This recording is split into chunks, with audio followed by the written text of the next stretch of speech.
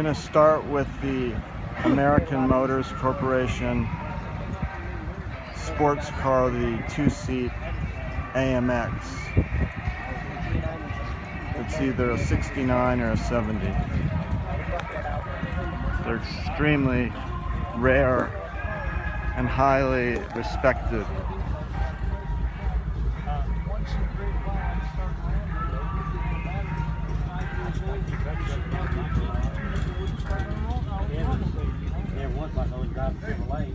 Has a 390 cubic inch engine, the AMX by AMC.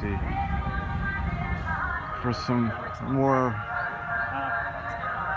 glitter, here is the 1968 Dodge Charger, the first year of the iconic model made famous by the 69 and Dukes of Hazzard. But the taillights are very specific on this Charger, circular, two on each side. And then the beautiful sculptural quality of the body. It's always been one of its greatest assets. I'll pull back a little so you can see the full profile. I think it actually looks like it has a bit of a Coke bottle design. So I'm going to try to move in a quick manner and focus on muscle cars and pony cars that were familiar to me in my childhood and in my young adulthood. So we've looked at the AMX and the Charger, and now here is the one and only iconic Chevrolet Camaro. This is the second generation, which began in 1970. And just like the Charger had two circular taillights, so does the Camaro, and so do many different products of Chevrolet. But I really love the color of this, the paint job.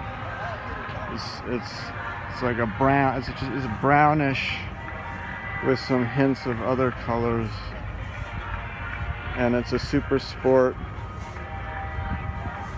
So it has a unique grille, which I will show you. It has a wider grille than the regular, and it goes down farther to the ground. So that's an early 70s Camaro. All right. Now I think we better find a Mustang. We better be fair to all of our beloved makes. But I have a special surprise, and that is I have discovered Rick Dalton's Cadillac. This Cadillac is late 60s. It's two-door Coupe de Ville. It's the same color as was in the movie. It's very cool.